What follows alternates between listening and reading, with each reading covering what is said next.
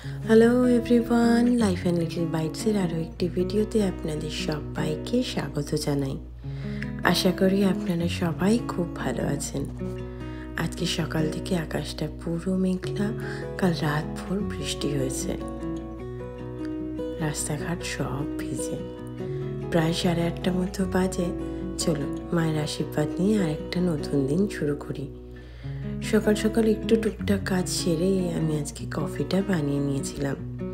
যদিও আজ সেভাবে ব্রেকফাস্ট কিছু বানাইনি, কারণ আমাকে আজকের একটু বেরোতে হবে। আজকে যাব কস্কোতে। গতদিন যখন ইন্ডিয়া বাজারে গিয়েছিলাম, এই গুড়টা আমি নিয়ে এসেছিলাম। দেশে থাকতে আমরা একটি অর্গ্যানিক গুড় ইউজ করতাম, তবে এখানে ইনিশিয়ালি আসার পর আমি চিনি আনিয়েছিলাম। চিনিটা শেষ হয়ে যেতে আবার ব্যাক টু গুড়। এখানে আসা থেকে এই দীপ কোম্পানির নানা জিনিস দেখেছি। ভাবলাম প্রথমে ওদের গুড়টাই নিয়ে যাই, কেমন হয় দেখি। তাড়াতাড়ি বেরোবো বলে আজ আর নানা রকম রান্নার ঝামেলা রাখিনি। একটু সবজি, ডাল, একটু ডিম সেদ্ধ করে নিয়েছি। এবার রেডি হয়ে বেরোবো। গৌরী ঠান্ডা বড্ড ভালোবাসে, তাই একটু বারান্দায় বের করতেই তার খুব আনন্দ হচ্ছে ঠান্ডাটা ফিল করতে পেরে। আগেও একদিন বিকেলবেলা বের করেছিলাম, তাই আজকাল দেখি বারান্দা দেখলেই তার বড্ড বেরোতে ইচ্ছে হয়। যাক, আমাকে এবার রেডি হয়ে বেরোতে হবে কস্কোর জন্য।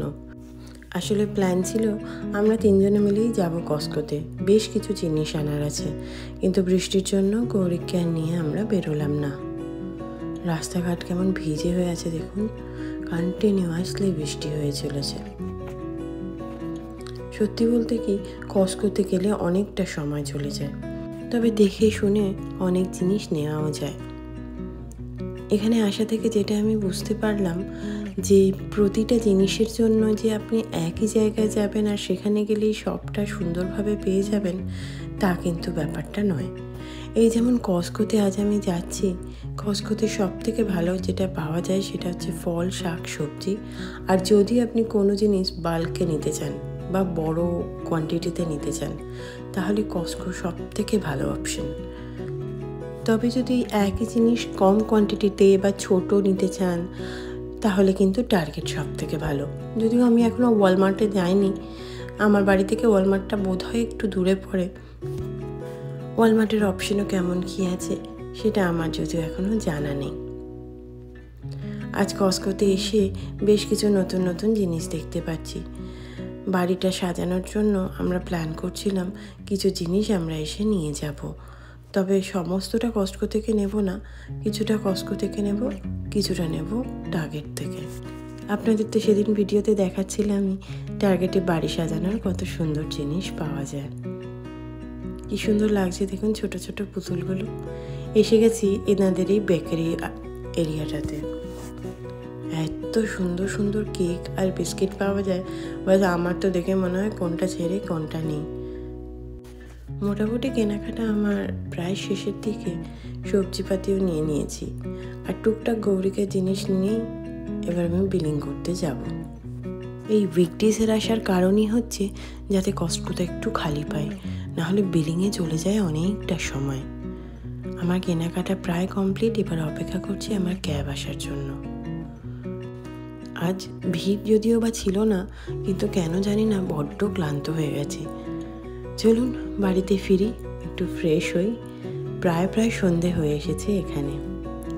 হাত পা ধুয়ে বসতেই গৌরিকের বাবা বানিয়ে এনেছে গরম গরম চা আর একটু স্ন্যাক্স। চাটা খেয়েই ফিরবো বাড়ির কাছে। সকালে কস্কো যাওয়ার আগে ওয়াশিং মেশিনটা চালিয়ে গিয়েছিলাম। কাঁচা তো হয়ে গেছে, এবার সমস্ত জিনিসগুলো ড্রায়ারে দেবো শুকোনোর জন্য। আর এই যে আমার ছোট হেল্পার এসছে, ও নাকি ড্রায়ারের দরজাটা বন্ধ করবে। যেহেতু সামনে রয়েছে, ও যতবার বেচারা দরজাটা বন্ধ করতে যাচ্ছে ততবার দরজাটা আরও খুলে যাচ্ছে। যাই হোক, ফাইনালি দরজা বন্ধ হলো। ড্রায়ার চালিয়ে এই যে দেখুন, এই টমেটোগুলো আজকে নিয়ে এসেছি কস্কো থেকে।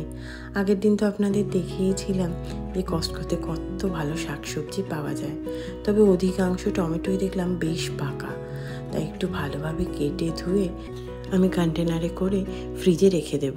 এবার প্রতিদিন যেরকম রান্নার প্রয়োজন হবে একটু একটু করে বের করে নেব। বাইরে এখনও বৃষ্টি চলেছে। এইখানে একটু করে টেম্পারেচারটা গরমের দিকে যায়, তারপরে হয় বরফ পড়ে আর না হয় বৃষ্টি পড়ে আবার ঠান্ডা পড়ে যায়। আজ রাত্রে আর বিশেষ কিছু বানাইনি জানেন, একটু চিকেন স্যালাড বানিয়ে নিয়েছিলাম।